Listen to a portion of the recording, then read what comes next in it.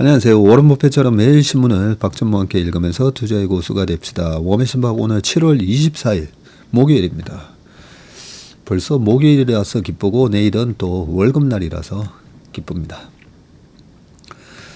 자, 댓글 좀 읽어볼 건데요. 어제 밤에는 제가 12시 가까이 다 됐었는데 조회수가 7,000대라서 이제 조금씩 좀 긴 이 워맨신박의 내용에 지쳐 가시는구나. 그렇게 생각을 했었는데, 아니, 아침에 지금 보니까 10,000회가 넘었어요. 그래서 요즘 정말 효과가 있다. 네, 잘 때 잠이 오지 않고, 왠지 좀 정신이 말똥말똥해서 잠이 오지 않을 때 꼭 들어봐라. 네, 굉장히 효과 있다. 이런 피드백을 제가 많이 듣는데요. 어떻게 그 밤 12시 넘으셔가지고 2,000분 이상이 들으셨다는 건데, 물론 해외에 계신 분도 아마 계시긴 하지만, 뭔가 도움이 된다고 생각하니까 아주 기분이 좋습니다. 자, 우리 서미라님께서, 성함이 좀 나디그신데, 채슬리에 맡기고 3년 지나 최근 또 연장했네요. 축구 광인 아들이랑 한번 같이 가서 상담받고 추가 투자하려고요. 네, 무조건 오십시오. 우리 아드님이 또 축구 광이시군요. 댁도 약간 저쪽 서초동 주변이었던 걸로 제가 살짝 기억이 나는 것 같은데, 네, 꼭 한번 오시길 바라겠습니다. 좀 마음이 기쁘지 아니한 날이었는데 한숨 자고 일어나서 워맨신박 보니 괜찮아졌어요. 그러니까요, 아침에도 지금 점심 먹고 와서 제가 급하게 촬영을 하는데 1925회가 된 거 보니까 아침에 들으시는 분들도 많으신 것 같습니다. 어서 보면서 어떻게 따라해야 하는지 잘 모르는 1인인데 비중 확대와 축소가 자주 바뀌네요. 비중 확대 종목은 계속 홀딩하면 되는 건가요? 하셨습니다. 네. 여러 번 설명을 드렸는데요. MP 변경은 우리 채슬리 9명의 매니저들의 한 명 한 명의 의견이라고 보시면 돼요. 이거 지금 확대해야 되는 거 아닌가요? 지금 이거 축소해야 되는 거 아닌가요? 저희 채슬리는 9명의 매니저들이 자유롭게 자기 목소리를 얘기합니다. 그리고 거기에 대한 책임을 집니다. 본인이 제시한 그런 MP에 대해서 매달 성과를 분석해서 성과가 나쁘면 나쁜 대로 벌금을 내고요. 성과가 좋으면 상금을 받아가게 돼 있습니다. 제가 그 운용사에서 신한투신, 한화자산, KTB 등등 지내면서 보면 각 운용사마다 이 모델 포트폴리오를 다 만들거든요. 근데 모델 포트폴리오 성과가 안 좋아요. 어느 운용사나. 왜 그런가 봤더니 형식적으로. 네, 담당자들이 자동차는 현대차 2% 넣고, 기아차 2% 넣고, 모비스 1% 넣고, 반도체는 전자 15% 넣고, 하이닉스 7% 넣고, 이러다 보니까 성과가 별로 안 좋아요. 그래서 저는 철저하게 자본주의식으로 본인들의 MP 성과에 곱하기 1,000만 원, 수익률 곱하기 1,000만 원 이런 식으로 해가지고, 수익이 좋으면 상금을 받고 수익이 나쁘면 벌금을 받도록, 저희는 그렇게 돼 있기 때문에 그런 자본주의 원리로 하니까 저희는 항상 MP 성과가 좋습니다. 그런데 이 매니저들의 성향과 또 어디에 좀 장점이, 어떤 섹터에 내가 장점이 있느냐에 따라서 성과가 좀 엇갈릴 때가 있어요. 시장하고 좀 안 맞아서 부진한 매니저가 있고 잘 되는 매니저가 있고, 그런 것들이 다 통합돼서 나온 게 저희 회사의 모델 포트폴리오, 지금 인턴십에서 보여드리고 있는 그 30종목 있잖아요. 그게 그 9명의 합산입니다. 합산. 그래서 누구 한 명이 10%를 쑥 뺀다고 해도 실질적으로는 10%의 9명이기 때문에 그 10%를 쑥 뺀다고 해도 1.1% 빠져나가나요? 뭐 그런 식으로 되어 있습니다. 그렇게 우리 최설리의 다양한 의견들이다라고 보시면 되고, 그렇게 해서 통합된 게 그 30종목이다. 그리고 포트폴리오 매니저, 실제 우리 고객의 계좌를 운용하는 포트폴리오 매니저는 그 30종목에서 이제 실제 선택하는 거예요. 이 30종목 중에서 나는 요 종목, 요 종목, 요 종목을 15%, 10%, 5% 나는 채워갈 거야. 그래서 이 포트폴리오 매니저가 그 운용사에서 가장 노련한 사람이 하는 겁니다. 가장 노련한 사람이 거기서 선택해서 하는 거니까, 우리 인턴 하시는 분들이, 도대체, 이 30종목에서 뭘 어떻게 해야 되는지 잘 모르겠어요. 답답해요. 하시는 그 피드백을 예전부터 듣는데 너무 당연한 겁니다. 나의 계좌의 포트폴리오 매니저시잖아요. 모든 분들이 내 계좌의 포트폴리오 매니저인데, 그 운용사에도 피터 린치도 애널리스트 생활 한 5년, 7년 하고, 그리고 나중에 포트폴리오 매니저가 됐거든요. 그 포트폴리오 매니저는 함부로 아무나 하는 게 아닙니다. 성격도 적성도 맞아야 되고요. 그래서 실제 내 계좌의 운용이 힘든 겁니다. 내 계좌의 운용이. 왜냐하면 포트폴리오 매니저가 되는 거거든요. 그래서 이 인턴십 과정이 왜 필요하냐면, 한 2년 지금 해보신 분들은 벌써 이렇게 댓글에다가 많이 남겨놓으셨잖아요. 그 1년 지나고 1년 반 지나고 하니까, 이제는 내가 포트폴리오 매니저를 향해 가는 거예요. 저 지금까지는 이 선구 매니저나 우리 슬기로운 기업 분석에서 분석해주는 그런 내용이나 그런 방법도 모르고 막 내 계좌를 운용하니까 당연히 수익이 잘 안 나죠. 근데 1년, 1년 반, 2년 정도 하시다 보면 이제는 선구 매니저가 이래 발표하는 거, 슬기로운 분석에서 막 얘기하는 거, 아침 모닝브리프에서 얘기하는 게 막 들리잖아요. 그죠? 들리고, 그런 매니저들의 MP 변경 내역을 보면서, 이럴 때는 오히려 이런 종목을 하는 게 맞고, 이럴 때는 비중을 올리거나 내리는 게 맞고, 30개를 다 깔고 가기보다는 내가 정말 확신 있는 거 5종목, 10종목 이렇게 압축해서 가는 게 맞고, 그렇게 포트폴리오 매니저가 되어 가는 겁니다. 그게 이제 좀 어려우신 분들을 위해서 이번에 1등 포트폴리오 매니저 따라하기를 공개를 했던 거잖아요. 보고 깜짝 놀라셨잖아요. 이 30종목 중에서 이렇게 7종목을 와, 이런 비중으로 한다고? 네, 그런 거를 이제 경험을 이번에 해보신 겁니다. 그래서 처음에 한 6개월, 1년 돼도 뭐 잘 모르겠다 하는 거는 너무나 당연한 겁니다. 당연한 겁니다. 자, 박전무님이 이웃 같고 믿음 가서 오늘 한투 랩 상품 가입하셨군요.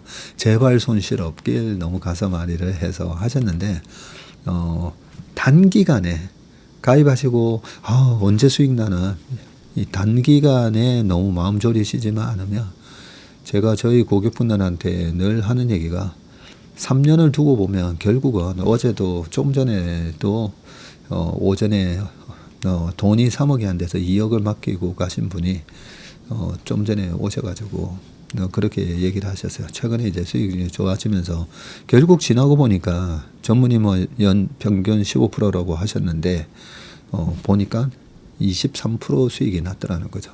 근데 그분은, 그래도 제가 그분 좀 칭찬을 해드린 게, 22년 8월에 들어오셨어요. 8월에. 그러니까 8월 달이 그 잭슨홀 미팅하고 시장이 또 무너지고, 제롬 파월이 계속 금리를 공격적으로 올리면서 시장이 막 무너질 때였거든요. 그렇게 무서울 때, 저희를 믿고 들어오셨다는 거.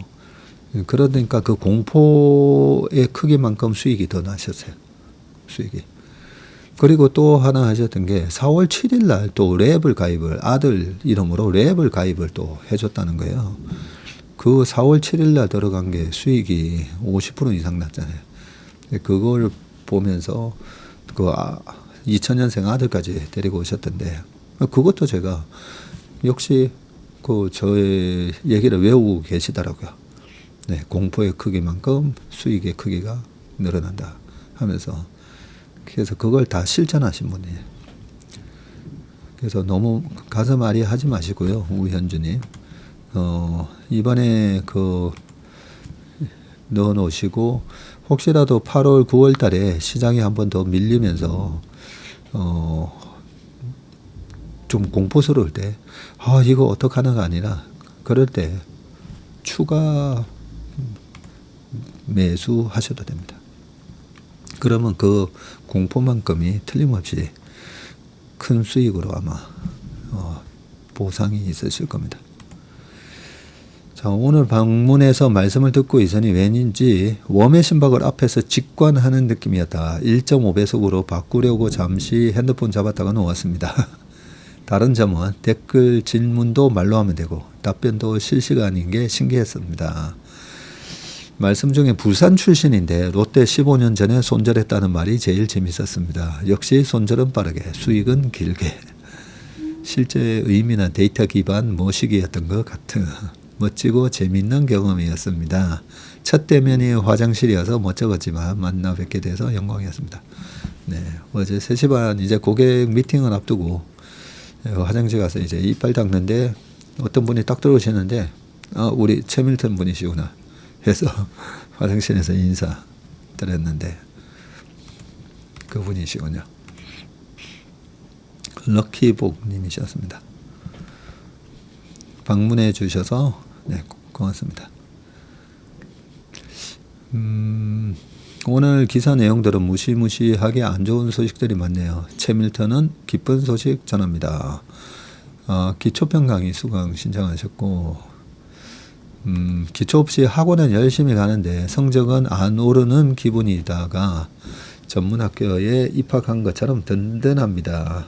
목차가 뒤로 갈수록 너무 기대됩니다 하셨습니다. 8, 9월에 기본기 다지기 도전입니다. 네, 이 8, 9월에 기본기 다지는 진짜 시간으로 좀 만드셔야 돼요. 그래야 이번에 8, 9월 달에 조정이 오는 대로 조정이 생각보다 깊지 않고 옆으로 기면 기는 대로 와 시장이 정말 세다 이런 거거든요. 그리고 본 게임은 결국은 이제 10월 말부터 본격적인 게임이 시작되고 그때 되면 이미 10월 중순부터 주도주가 먼저 올라가기 시작할 건데 이런 것들을 다 이해하시고 그게 다 내 경험이 되고 나의 실력이 되려면 이번에 기초를 다 닦아두시면 좋으실 겁니다. 전무님 뵈러 가고 싶은데 바쁘실 것 같아 괜히 망설여지네요. 전무님은 언제 쉬시나요? 네, 밤에 자기 전에 사우나 가가지고요. 목욕탕에서 한 1시간 반이 저한테는 최고 좀 행복한 시간입니다. 나름대로 그래도 하루에 1시간 반 정도 눈 뜨고부터 뭐 정신없이 지내다가 그래도 목욕탕 가서 그 동네 목욕탕이 되게 오래된 목욕탕이거든요. 가끔씩 보면 밤에 10시 반, 10시에 어디 뭐 축구 선수들인지 애들 고등학생들도 한 번씩 와가지고 너무 예쁘고 귀여워요 애들 보면. 그리고 또 여의도에서 일하는 직장인 같은데 한 2-3명씩 가끔씩 오기도 하고 어제처럼 아무도 없을 때는 조용하게 혼자서 그 목욕탕 독점하고 이렇게 있으면 되게 좋습니다. 웜의 신박 컨텐츠가 동종업계에서는 눈총을 받을 수 있겠으나 우리 동학개미들에게는 가뭄의 단비 같은 채널입니다. 뚝심 있게 쭉 잘 부탁드립니다 하셨습니다. 네, 그게 저희 업계에서도 뭐 운영사가 뭐 유튜브를 하고 저래 뭐 그럴 수도 있잖아요. 그럴 수도 있는데 저는 많은 운영사들이 이제 하나 둘씩 저희처럼 하는 데가 생기기 시작하더라고요. 계속 저희가 하는 그 첫 번째 목적이 소통이라고 했잖아요. 그동안에 무슨 사고 났던 펀드들 보면 다 소통이 안 돼서 그런 거예요. 항상 이렇게 매일같이 아침마다 라이브로 소통하고 저희 고객이든 아니든 저희 아침 모닝 브리프를 지금 증권사 PB분들이나 은행 PB분들 많이 보시더라고요. 그리고 우리 업계에 종사하시는 분들, 채권, IB 이런 분들도 많이 보시더라고요. 그게 뭔가 도움이 되니까 그 보시는 거잖아요. 근데 그게 저는 이 우리나라 전체가 이 집단 지성이 되는 그 하나의 시발점이라고 보고 있습니다. 누군가가 먼저 이렇게 해주고, 아, 그래? 그럼 나도 얘기하고 하면서, 그 숨겨져 있던 지식들이 드러나와서 하나하나의 큰 빌딩을 만들고, 그게 우리 금융의 하나의 힘이 된다고 보기 때문에, 그래서 요즘은 만나면 아직까지도 그 얘기는 합니다. 아, 난 절대 그렇게 못한다. 어떻게 매일같이 또 저 혼자 안 하는 게 아니라 저희 직원들이 다 같이 열심히 하잖아요.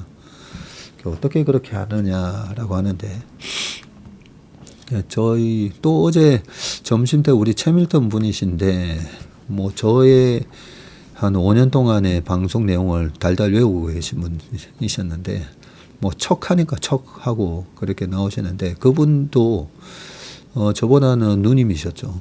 네, 8호학번이라고 하셨으니까. 근데 저희 댓글에서도 몇 번 다른 분들도 얘기해 주셨지만, 야, 저 박정무 저 사람도 저렇게 열심히 하는데 나도 열심히 살아야 되겠다.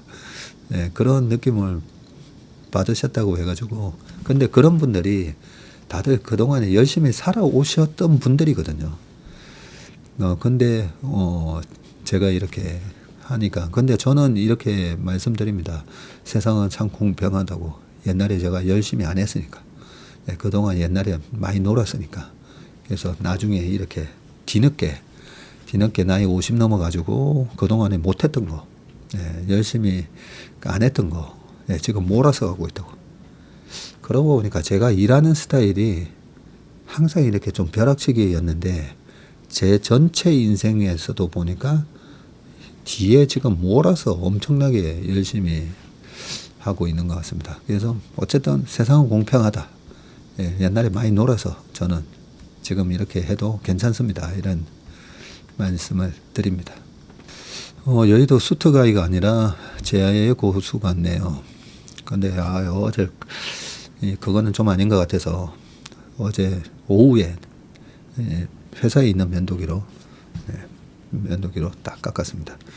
이 제자리에 놔둬야 되는데, 제가 항상 보면 제 책상 위에다가 다 놔두다 보니까 이 책상 위에 뭐 없는 게 없다고 했잖아요. 어디 있는지 잘 모를 뿐인데 이 제자리에 갖다 놔야 되는데 어제 쓰고 그대로 책상 위에 놔두네. 미국 전력 경매 가격 폭등이라던데 가스와 원전 외에 재생에너지도 연말에 모멘텀이 될 수 있을지 궁금하네요 하셨는데, 참 이런 정보들 댓글 하나하나가 저한테도 도움이 됩니다. 지금 미국 전력 경매 가격이 폭등이구나. 그러면 다 연결고리가 되잖아요. 뭐 어제 지번호봐도 그렇고, 뭐 이런 전력 관련된 업체들이 주가가 왜 올라가는지, 그런 것들이 하나하나의 조각조각으로 흩어져 있는 정보들이 이렇게 얘기를 해주시면, 그렇구나. 우리 최밀턴 분들은 자주 올려주세요. 다 저한테도 도움이 됩니다. 전 프로젝트 마치면 채슬리 인턴 사이트 가입할 예정입니다. 우리 글로리 님이, 이거 보니까 밴드를 통해서 하는 거는 다 사기입니까? 라고 쭉 하셔가지고, 이놈들이 마지막 수법이 그거잖아요. 이 수익을 찾아가려면 뭘 또 돈을 더 내야 된다고 하면서 악랄하게, 안 그래도 들어간 한 8천만 원인가 넣으셨다고 아까 제가 읽은 것 같은데, 그걸 마치 8억으로 지금 번 것처럼 해가지고 이 돈 빼가려면 무슨 보증금을 넣어야 되고 하면서, 그러니까 이놈들 수법이 거의 똑같아요. 그나마 저는 8억이 아니라서 한숨 놓았습니다. 휴, 다행이다 라고 생각했습니다. 부끄럽지 않는 최밀턴이 되고자 기초강의 신청하셨군요. 네, 더 넓은 망망대해 속에서 등대가 되어주시는 우리 채슬리 가족분들과 함께 되어 영광입니다 하셨습니다. 대한민국의 든든한 금융무사가 반드시 되실 겁니다. 네, all is well 님이셨습니다. 삼성증권 PB부는 1억이 가입 기준이라고 하더라고요. 맞습니다. 삼성증권은 1억 이상입니다. 한투랑 신금투는 5천 이상입니다. KB랑 DB는 3천만 원 이상입니다. 네. 그리고 랩 운용에 있어서 차이는 없습니다. 차이는 없으니까 어디를 가입하시든 상관없습니다. 하이닉스가 HBM 같은 커스텀 반도체 1등하고 전자는 그냥 레거시 반도체 잘하고 파운드리 잘하고 휴대폰 잘하는 게 우리나라 전체로는 더 좋은 구도 아닐까요? 전자가 다 1등 하는 것보다 지금이 더 나아 보이는데요. 참 생각의 발상이 그죠? 그것도 참 맞는 말씀이신 것 같습니다. 그래서 결국은 우리가 전자가 망하면 대한민국 다 망하는 거 아닌가요? 우리가 이런 얘기 많이 하잖아요. 그런데 지금 전자가 못 올라간 만큼 하이닉스의 시총이 70조 하던 게 지금 200조 넘었잖아요. 그죠? 그러면 만약에 전자가 HBM 1등을 했었더라면 지금의 한 140조 시총 늘어난 게 삼성전자로 갔을 거예요. 그러면 삼성전자 시총이 500조가 넘었겠죠. 가격도 8만 원이 아마 넘어갔을 건데, 네, 다행히 우리 1등이 된 게 마이크론이 아니라 그나마 그래도 하이닉스가 이 HBM의 독보적인 경쟁력을 가지고 가고 있어서 참으로 다행이라고 생각합니다. 일본 시장은 역사상 신고가네요. 그래요? 신고가 됐네요. 잠깐만 한번 보겠습니다. 43,000을 넘었다는 얘기인데, 일본 니케이 225 41,880 41,880 바로 앞전에 43,000이 아니라 그렇네요. 42,426이 고점이었는데요. 24년 7월이었습니다. 7월이 고점이었는데, 이때 고점 찍고 7월 11일 그 이후로부터 이거 차트 보면서 말씀드려야 되겠네요. 네, 보시면 요때가 고점이었거든요. 요때 42,426 7월 11일이었는데 그 다음에 떨어지다가 갑자기 어느 날 갭하락을 하게 됩니다. 갭하락하고 그래서 여기서 A파, B파, C파 하락하면서 7월 11일이 42,426이었는데 8월 5일 딱 되니까 39,000 찍었네요. 39,000이 아니라 31,000이었네요. 31,156 42,000원에서 31,000으로 11,000이 빠졌다 그죠? 4에서 만만 빠져도 4만에서 만만 빠져도 25% 마이너스인데, 불과 한 달이 되기 전에 이렇게 급락을 했었었네요. 이때가 24년 8월. 그리고 트럼프 관세 때 3792로 여기 보시면 저점이 한 번 더 깨져요. 그랬다가 지금은 쭉 올라와 가지고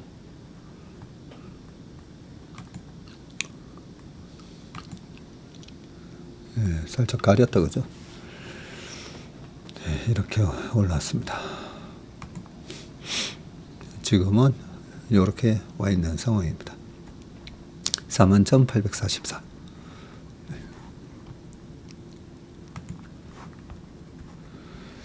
자, 그리고 네, 역사상 신고가네요. 8월이 트럼프 관세 마감일이라 전 세계 시장 또 급락할 줄 알았더니 반대로 가네요.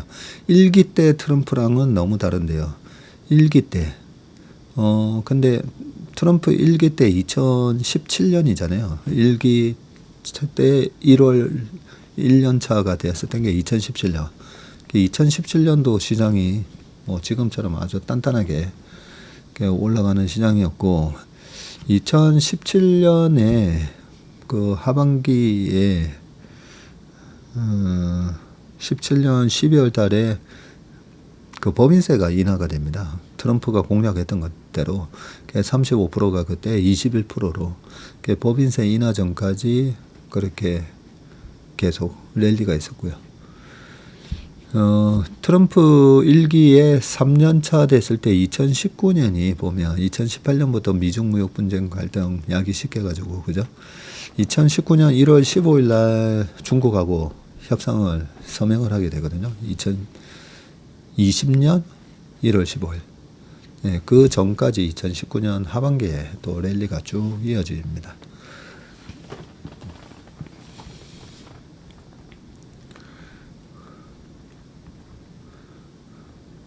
퇴근길에 졸면서 들었네요. 운전하시면서 들으신 건 아니시죠? 그러고 보니까 어떤 분들은 이 웜의 심박을 퇴근길에 뭐 1시간이 넘는 이 퇴근길에 참 잘 듣는다 이렇게 하셨는데 졸면서 들으시면 안 됩니다. 근데 지하철이나 버스 타고 가시는 분들은 그죠? 또 좀 이렇게 눈 좀 붙이시면서 편안하게 들으셔도 되고요.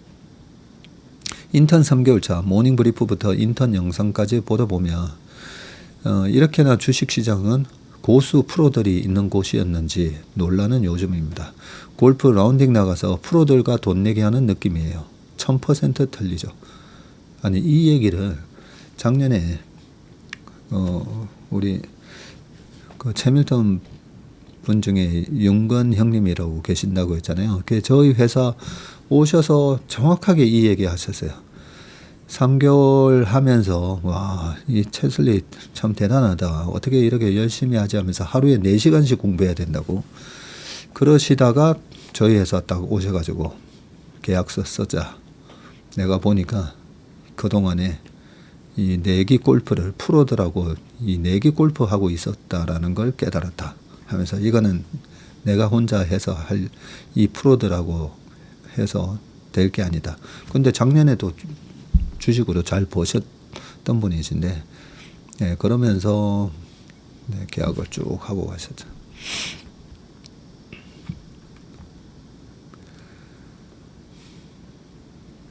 짬짬이 열심히 듣고 있습니다.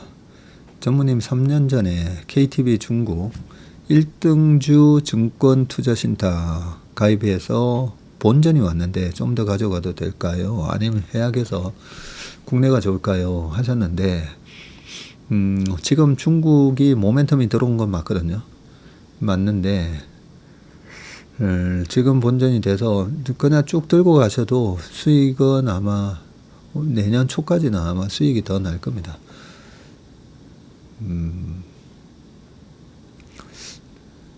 네. 그러니까 지금 이 중국 1등주 투자 신탁은 뭐 내년 최소 1월, 근데 내년 아무리 늦어도 5월 전에는 환매하시라고 말씀드리고 싶고, 지금부터도 한 15%는 더 수익 날 것 같습니다. 제가 다음에 한번 시간이 되면 요 KTB 요 1등주에 뭐가 들어가 있는지 한번 살펴보겠습니다.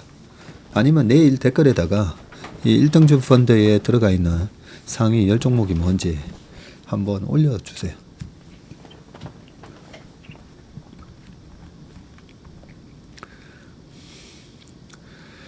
출근길 퇴근길 함께하니 하루 종일 함께하는 느낌입니다. 함께해 주셔서 고맙습니다. 처음부터 구독해서 들어서인지 실버번터 너무 기쁘고 뿌듯합니다. 엉망인 제 계좌 들고 금요일에 방문드립니다. 아 그래요? 내일 오시군요. 네, 우리 샬롬 님이신데 네, 샬롬의 뜻대로 제가 그러거든요. 저희 회사에 뭐 랩이 됐든 이름 계약이 됐든 함께 하시면 지금부터 평화가 시작된다고. 네, 평안. 네, 내 계좌가 아주 평안해진다. 근데 그 중간중간에 변동성 때문에 왔다 갔다는 좀 할 수 있지만 내 계좌의 평화, 내 마음의 평안을 얻으실 거라 생각합니다. 급한 마음에 7월 초에 대표님을 뵙고는 더욱 믿음을 갖고 준비 중입니다. 네. 좀 더 준비 시간이 걸리다 보니 현재 시장을 바라만 보고 있자니 시간이 더디 가는 것 같습니다. 선풍기 삼각편대로 위치해 놓고 그 가운데서 듣고 있습니다. 하셨네요.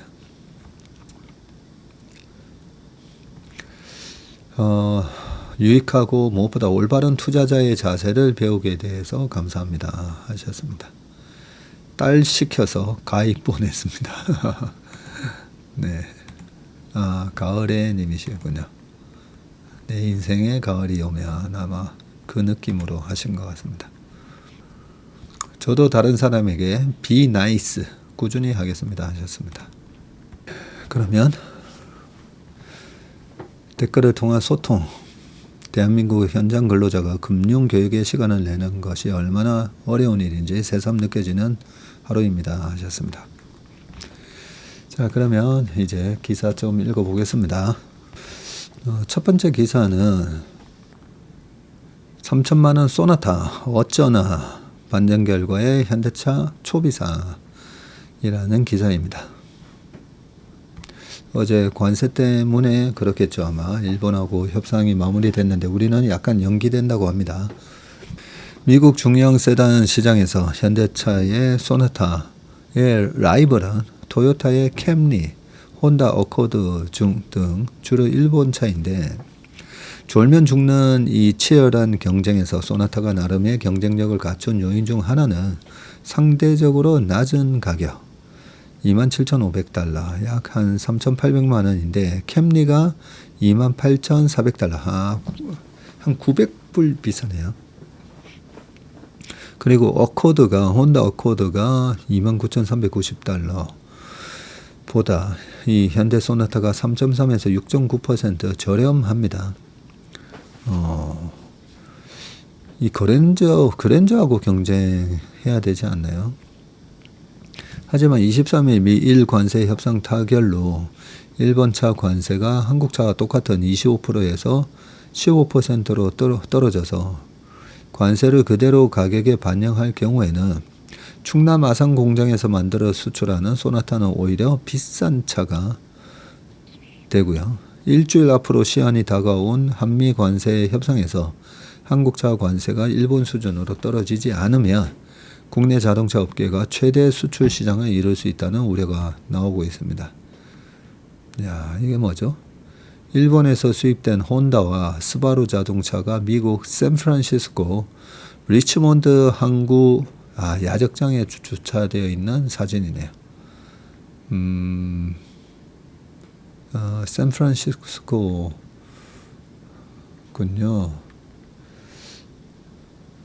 네. 이날 조사 업체 마클라인스에 따르면 현대기아가 지난해 미국에 판매한 차량 171만 대 중에서 100만 대는 한국에서 생산해서 수출한 물량이고 미국 앨리바마와 조지아 등 현지 공장 생산 비중은 42%에 그쳤습니다. 한국 GM도 지난해 생산량의 84.8%가 미국행 선박에 실렸는데 일본 차는 한국에 비해 미국 현지 생산 비중이 높고 도요타의 지난해 미국 현지 생산 판매 비중은 55%였는데 전체 233만 대 중에서 127만 대를 미국에서 만들었군요. 저는 이거 몰랐네. 일본 차가 한국에 비해 미국 현지 생산 비중이 높습니다. 현지 생산 판매 비중이 55나 되는군요.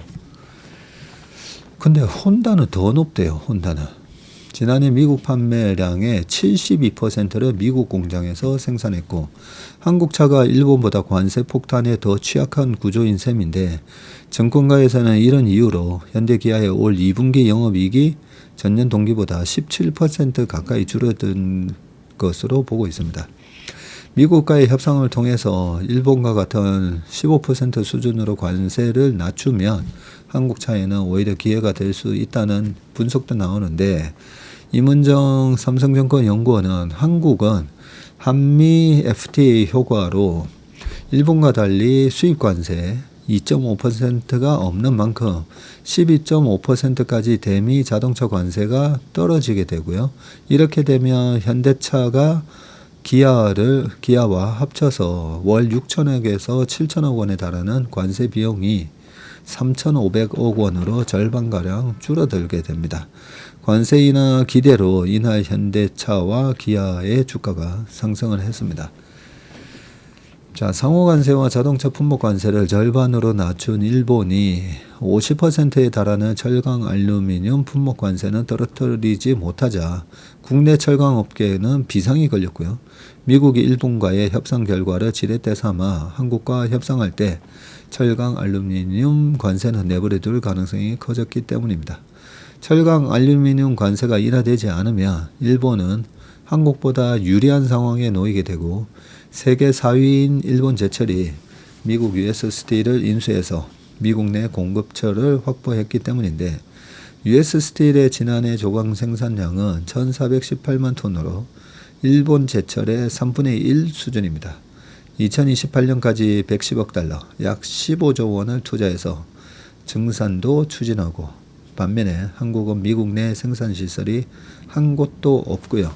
현대차 그룹이 포스코와 추진 중인 미국 루이지애나 제철소는 2029년에 완공이 되군요. 철강업계는 철강 알루미늄 관세가 인하되지 않으면 미국 시장에서 퇴출될 수 있다고 우려되는데, 국내에서 유통되는 열연 강판 가격이 톤당 81만 원 수준이지만 물류비 톤당 50달러와 관세를 더한 미국 판매 가격은 톤당 130만 원 이상이기 때문이고요. 톤당 120만 원 안팎인 미국산 열연 강판보다 7% 이상 비싸지네요. 이렇게 되면 지난해 277만 톤을 수출해서 47억 달러, 한 6조 5천억 원을 벌어들인 대미 철강 수출길이 완전히 끊길 수가 있다. 철강업계 관계자는 관세율을 최소한 25%까지 낮춰야 미국 시장을 뚫을 수 있다고 말을 했습니다. 아마 트럼프는 이런저런 거를 가지고 우리나라 방위비에서 주한미군에 대한 주둔비 이런 걸 갖다가 그죠?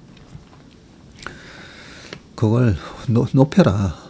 아마 그러겠죠. 그게 지금 한 1조 정도를 내고 있는데, 그 부분에 대한 거랑 이런저런 거를 아마 요구를 할 건데, 일단 내일 만나기란 게 연기됐다라고는 합니다. 자, 그 다음에는 약간 그래도 기쁜 소식인데, 1월에서 5월 출생아가 10만 명 돌파했대요. 혼인도 6년 만에 최대이고요.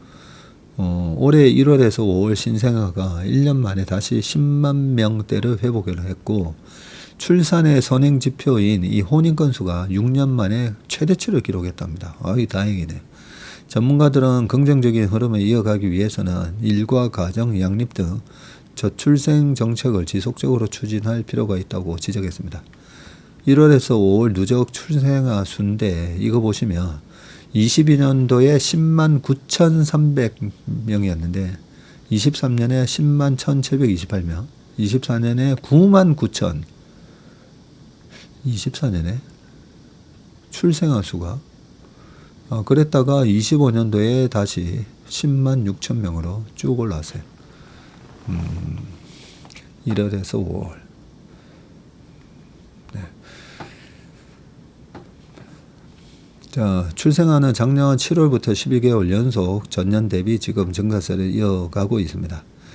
올해 1월에서 5월 출생아는 매월 2만 명을 넘기면서 누적 10만 6천 명을 기록을 했습니다. 지금 22년 이후 3년 만에 가장 높은 수치이고요. 지난 5월 합계 출산율, 여성 1명이 가임기가 나을 것으로 기대되는 평균 출생아 수인데 0.75명으로 전년 동월 대비해서 0.02명 증가했네요. 조출생률, 인구 1000명당 1년간 출생하는 아이 수는 4.7명이고요. 세종 7.0명의 조출생률이 가장 높았고, 세종시가 경기가 5.3, 충북이 5.1명이라고 합니다. 그러면 평균이 4.7인데 어디는 3명, 2명이라는 말이잖아요. 5월 혼인 건수는 21,761건으로 전년 동월 대비해서도 4% 증가했고 5월 기준으로는 2019년 이후에 6년 만에 최대치라네요. 반면 이혼 건수는 7,400건으로 전년 동월 대비 7,900건 대비해서 6.4% 감소했네요. 주영환 저출산고령사회위원회 부위원장은 하반기 증가세가 유지되며 올해 출산율이 당초 예상한 0.79명을 넘어서 0.8명까지 오를 여지가 있고 긍정적인 흐름을 구조적으로 굳히기 위해서는 일과 가정, 양육 부담 완화, 결혼 주거 지원 등 3대 핵심 분야 정책을 더 강력하게 추진해야 한다고 말을 했습니다. 자, 그 다음 기사입니다. 일본 협상국 중에서 결과가 가장 좋아 한국 관세 1%포인트라도 더 낮춰야 라고 되어 있습니다. 자, 우리는 이제 어떻게 해야 되는가가 중요한데 밀관세 협상 타결로 한국 협상단은 최소한 일본 이상의 성과를 거둬야 하는 부담을 안게 되었고요. 일본으로서는 나쁘지 않은 성과라고 지금 평가를 하고 있기 때문에 한국은 미국과 FTA 체결국인 만큼 일본보다 1%포인트라도 낮은 관세율을 얻어내야 합니다. 야, FTA, 이 프리 트레이드 다 협정을 해놓고, 그죠? 이렇게 갑자기 관세라는 뒤통수를 딱 때려버리니까 참. 장상식 한국무역협회 연구원장은 일본은 지금까지 미국과 무역 협상을 끝낸 5개국 가운데 가장 좋은 결과를 끌어냈다고 했고요. 장 원장은 5,500억 달러 투자 약속과 관련해서 미국이 한국에도 한 3천억에서 4천억 달러 수준의 대미 투자를 요구할 가능성이 높다면서 중국과 제조업에서 경쟁하는 한국 입장에서 미국이 주도하는 공급망 가치 사슬에 참여하는 건 나쁘지 않다고 하면서 미국 주도 공급망 안에서 한국의 발언권을 높이기 위해서라도 일정 부분 투자는 불가피하다고요 했고요.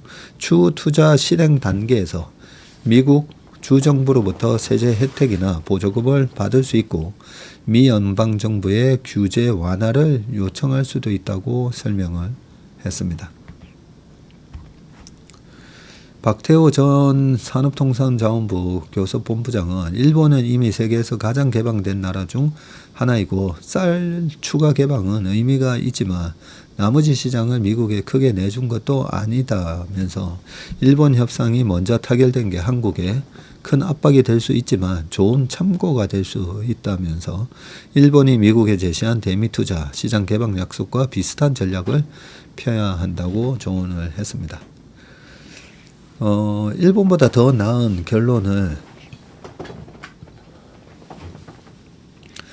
일본이 무역 경쟁국이기 때문에 더 나은 결론을 얻어야 한다는 의견도 많은데 미국과 FTA 체결국으로서 일본의 상호 관세율 15%보다 1%포인트라도 낮춰야 하고 FTA 국가인 한국은 일본과 협상 결과가 달라야 한다고 했습니다.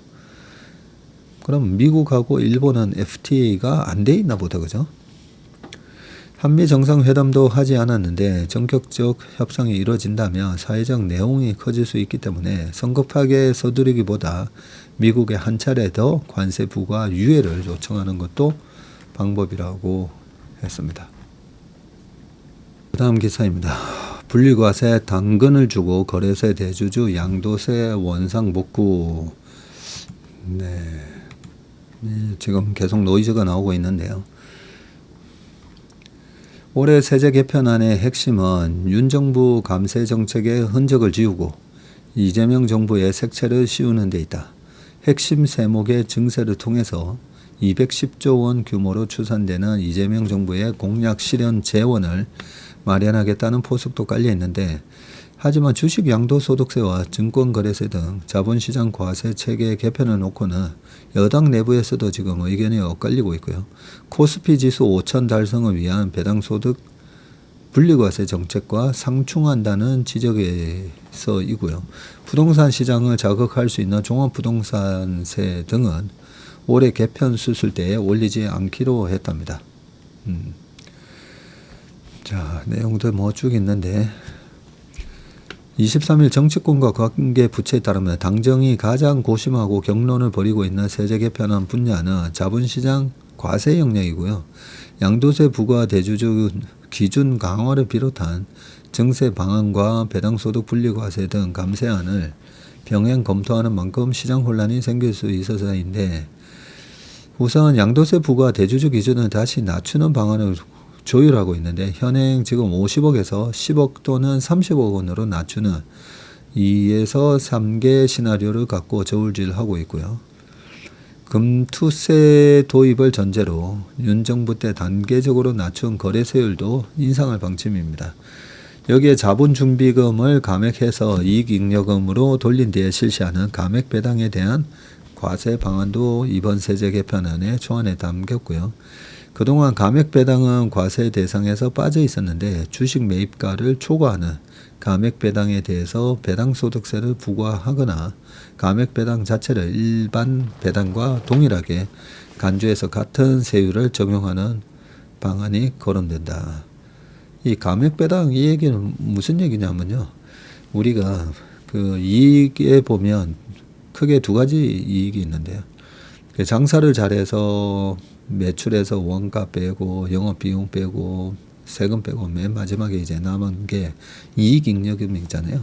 그러면 이익잉여금이 결국은 그만큼 돈이 남았으니까 자본에 쌓이게 됩니다. 그래서 자본금 플러스 이익잉여금이 합쳐져서 자기 자본이 되는데요. 근데 요 이익이 영업을 해서 생긴 이익만 있는 게 아니라 우리 회사가 너무 좋아.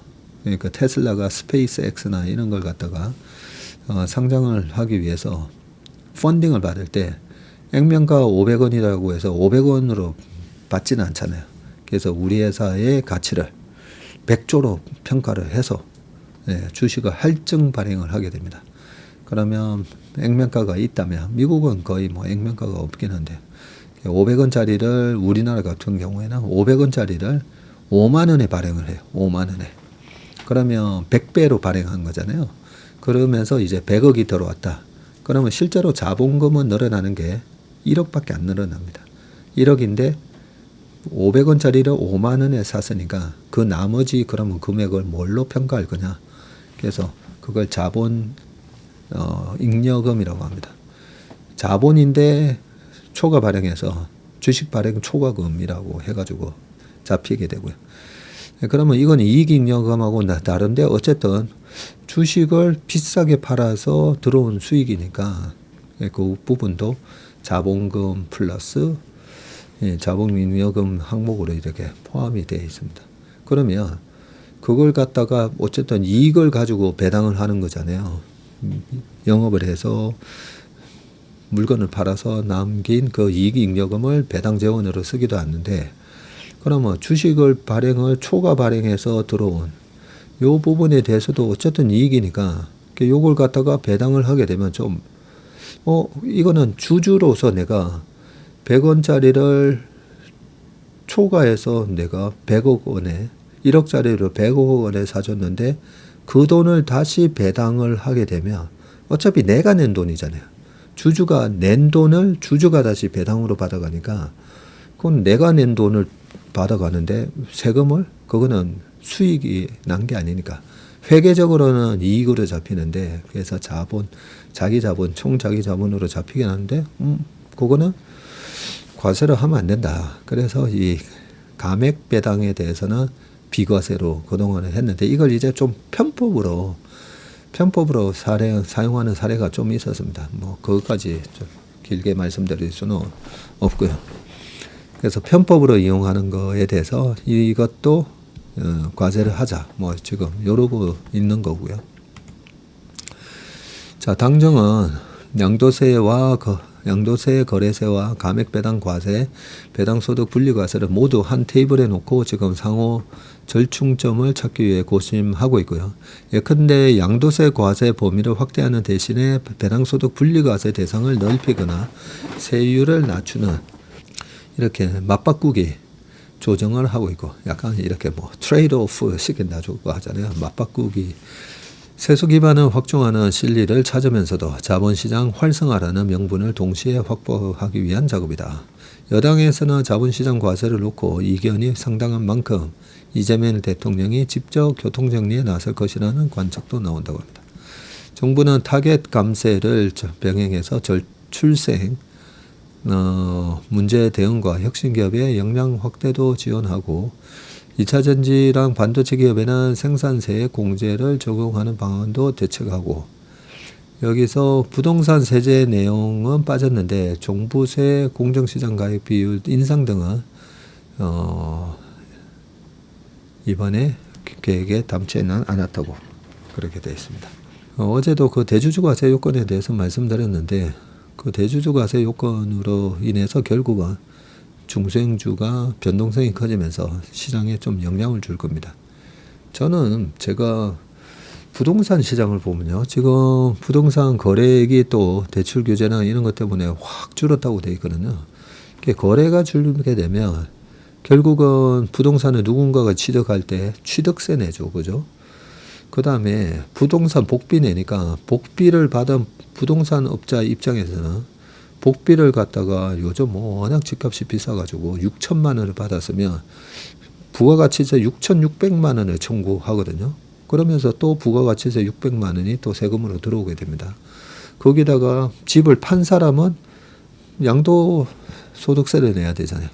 그러면서 또 세금이 들어오고, 우리나라 지금 부동산이 굉장히 그 시총이 크잖아요. 저는 저 같으면 부동산 거래가 훨씬 더 활발해지게끔, 지금 일반 과세가 뭐 40몇 프로가 되는 걸로 알고 있는데, 이 부분에 대한 과세를 30% 정도만 이렇게 낮춰줘도 거래가 엄청 살아날걸요. 그러면 지금 전국에 이제 부동산 하시는 분들 거래가 확 살아나면서 굉장히 바빠질 겁니다. 굉장히 바빠질 거고, 그래서 양도소득세를 줄여드는 만큼 그만큼 세수가 줄어드는 것처럼 보이겠지만 엄청난 거래가 발생하면서 취득세가 전체 매매가의 3%에서 많이는 중과세 하면 뭐 11%, 12%까지 내게 되는데, 거기서 세금이 엄청 발생할 거예요. 수익 난 거에 대한 양도세랑 그 다음에 전체 매매가액의 취득세 3%, 5%, 이 전체 매매가액의 3%, 5%는 꽤 크거든요. 저 같으면 저는 그러겠어요. 양도세 좀 더 낮춰주면서 거래를 더 활발하게끔 일어나게 해가지고, 그렇게 거래가 활발해져야 가격 발견 기능이 살아나게 돼 있어요. 가격 발견 기능이. 그래서 제가 예전부터 이제 부동산 정책 하는 거 보면 좀 참 답답한 게 많습니다. 거래가 안 되게 할수록 정부가 의도했던 거랑 가격이 이상하게 가잖아요. 그죠? 네. 한번 정부에서는 기재부나 이런 데서는 한번 고려해 보시기 바라겠습니다. 그걸 시뮬레이션은 돌려보면 돼요. 그죠? 그렇게 상속세, 그 양도소득세를 이래 낮추면서, 그리고 제가 증여세도 낮추라고 했잖아요. 지금 부모님 세대보다는 이 30, 40에서 50대 초가 돈이 제일 많이 들어가는 세대라 했잖아요. 근데 부모님 세대는 부동산을 깔고 앉아 있고, 그리고 쓰실 데도 없어요. 근데 증여를 통해 가지고 증여를 활발하게 하려면 50%가 아니라 증여세도 30% 정도 하면, 증여하면서 증여가 활발해지면서 돈이 또 왕창 들어올 거 아닙니까? 그죠? 세수가. 거기다가 플러스 증여를 받으면서 또 취득세는 아마 내야 될걸요. 예. 거기에 받은 이 30, 40대 자식들은 그만큼 이제 집에 대한 부담이 적어지니까 애들한테 돈 들어가는 거, 그런 게 또 활성화되면서 전체적으로 내수가 살아난다라고 저는 그렇게 생각합니다. 그냥 제 생각입니다. 네. 자, 그 다음 기사 보겠습니다. 글로벌 제약사들 중국 기술 없이는 신약 못 만든다. 글로벌 제약사들이 올해 중국 바이오 기업이 개발한 의약품에 역대 최대 규모를 투자한 것으로 나타났는데 미국 정부의 의약품 가격 인하 압박과 블록버스터 의약품의 특허 만료 등이 겹치자 임상시험 비용이 비교적 낮고 개발 속도가 빠른 중국 바이오 기업에 눈을 돌리고 있다는 분석이 나오고 있네요. 투자은행 제프리스에 따르면 올해 들어서 다국적 제약사가 체결한 글로벌 라이센스 계약 중에서 18%가 중국 바이오 기업과 이루어졌고 전년 17%보다 높아지며 사상 최대를 기록했습니다. 라이센스 계약은 글로벌 제약사가 중국 바이오 기업이 보유한 초기 단계 신약에 대한 중국 외 지역의 독점 판매권을 확보하고 신약이 임상시험을 통과하면 중국 기업이 추가 수익을 얻는 구조인데 모건 스탠리에 따르면 아스트라제네카는 올해만 중국 바이오 기업 5곳과 총 136억 달러 계약을 체결했네요. 글로벌 제약사 가운데 가장 많은 거래를 성사시켰고요. 올해 6월에는 CSPC 제약회사와 52억 달러 규모의 신약 공동 개발 계약도 맺었고 화이자는 중국 3S 바이오와 항암제 개발을 위해서 60억 달러 규모 계약을 맺었으며 이 의약품은 미국에서 생산할 계획이라고 밝혔습니다. 이런 흐름에 힘입어서 중국 바이오 기업 주가가 급등세를 보이고 항생바이오테크 지수는 올해 들어서 79% 상승해서 항생지수 24.6%를 크게 웃돌고 있네요. 항생바이오테크 지수가 있군요. 글로벌 제약사들이 중국을 주목하는 요인은 미국 정부의 의약품 가격 인하 압박과 블록버스터 약품의 특허 만료인데 미국 정부는 이 IRA 법안 등으로 공공의료보험을 통한 직접 약가 협상과 가격 인상 상한제를 도입하며 제약사에 부담을 주고 있습니다. 중국은 임상시험 비용이 낮고 기간도 짧아서 상대적으로 신약 개발에 유리한 환경을 갖췄고요. 미국에서는 국가안보를 우려하는 목소리도 나오는데 FDA 국장을 지낸 마크 맥클레런 듀크대 교수는 중국 바이오 기술 혁신에서 이미 미국을 앞서고 있다고. 이게 핵심이죠. 임상시험 비용이 낮고 기간도 짧아서. 자, 마지막 기사를 보겠습니다. 올해 신조선가가 하락세, 조선산업 피크아웃 우려. 그래요? 탱크선, 벌크선 등 신조선가, 조선사가 선박을 새로 제작해서 판매하는 가격과 올 들어서 지속적으로 떨어지고 있는데 선박의 종류와 크기와 관계없이 동반 하락세를 보이자 글로벌 조선산업의 피크아웃이 시작된 게 아니냐는 관측마저 나옵니다. 대체 데이터 플랫폼 환경에이셀에 따르면 원유 등을 운송하는 탱커선의 신조선가가 가장 많이 쓰이는 중형 크기를 기준으로 척당 평균 8336만 달러, 1150억인데 올해 초만 해더라도 8624만 달러였다네요. 매주 추세적으로 하락해서 약 7개월 새 3.3% 떨어졌고요. 초대형 탱커선도 사정은 마찬가지인데 올해 1억 2633만 달러이던 신조선가가 1억 2386만 달러로 2% 하락했다. 소형은 4,935만 달러에서 4,770만 달러로 3.3% 하락했고요.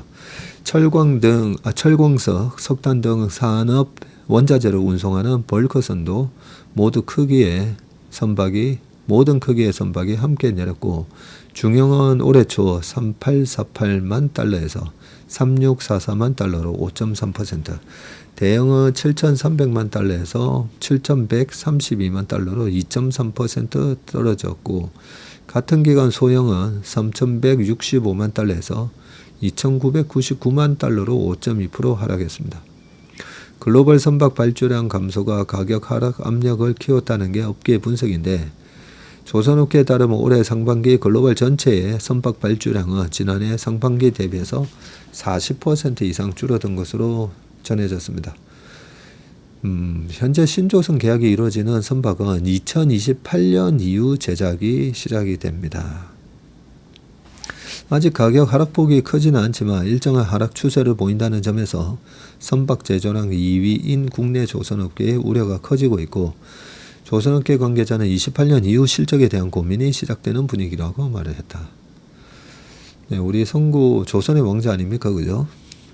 우리 박성구 매니저 얘기는 일단 도커가 다 꽉 찼다고 했잖아요. 수주가 지금 26, 27, 28까지 뭐 꽉 다 차가지고 지금은 29년 이후 거래 갖다가 좀 골라서 받아야 되는 상황이고 뭐 이런저런 얘기를 했는데 네, 지금 보세요. 현재 신조선 계약이 이루어지는 선박은 28년 이후 제작이 시작이 됩니다.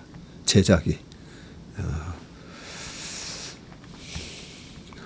어쨌든 이 신조선가가 약간 하락이라고 했는데 그래서 아마 최근에 조선주가 고점 대비해서 딱 요 정도 그죠? 한 5%에서 10% 언저리 왔다 갔다 조정을 했고 어제는 엔진 회사들 주가가 이제 큰 폭으로 오르긴 했었는데 네, 계속 요 관련된 뉴스들 나올 때마다 체크를 해보도록 하겠습니다. 네, 오늘 웜의 신박은 여기까지 하겠습니다. 오늘 하루도 행복한 하루, 평화가 가득한 샬롬 되는 그런 하루 되시길 바라겠습니다. 고맙습니다.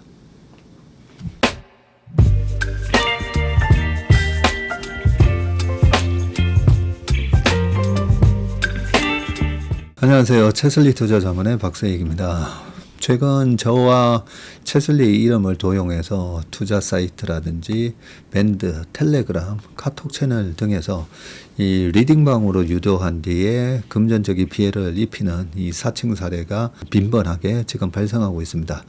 저를 비롯해서 저희 채슬리 투자자문의 임직원들은 SNS나 온라인 채널 등을 통해서 일체의 투자자문 활동을 하지 않고 있습니다. 저희는 정식 자문을 하기 위해서는 반드시 저희 회사에 내방하셔서 계약서 작성 절차를 거쳐서 진행되기 때문에 이외의 모든 유료 무료 지금 투자자문 행위는 불법이므로 각별히 주의하시길 바라겠습니다. 의심스러운 채널이나 메시지를 받으시면요, 그냥 피해를 방지하기 위해서 즉시 신고하시거나 삭제하시길 바라겠습니다. 대부분의 사례가 이 사칭 사례에 피해를 보신 분들의 핸드폰을 제가 보면 이 방에 오셔서 무료로 투자를 도와드립니다. 뭐 이런 얘기를 하고 있고요. 거기에 보면 어떤 밴드로 특정 밴드로 유도한 다음에 돈을 송금하라고 되어 있습니다. 예, 그 과정에서 저희하고의 일체 계약 관계가 없기 때문에 그렇게 돈을 송금하라고 하는 부분에 있어서 특히나 유의를 좀 해주시기 바라겠습니다. 저뿐만 아니라 많은 또 저희 업계의 유명인을 사칭한 그런 사칭방도 많이 지금 기승을 부리고 있는데요. 공통적인 특징이 앞으로 몇백 %가 날 급등주를 알려줄 테니까 이 방에 가입을 하라. 그러고 난 다음에 금전적인 부분을 갖다가 송금을 요청하는 그런 형태의 수법을 쓰고 있기 때문에 그렇게 무료로 주식을 알려드립니다. 이런 문자를 받으시면 바로바로 삭제를 하시길 바라겠습니다. 저희 채슬리와 채슬리 임직원들을 많이 사랑해 주시는 저희 채슬리의 고객분들 그리고 저희 채슬리의 이 구독자분들이 이런 사칭 피해가 일체 발생하지 않기를 바랍니다. 그러면 여러분들의 가정과 일터에서 항상 평화와 행복이 가득하시길 기원합니다. 감사합니다.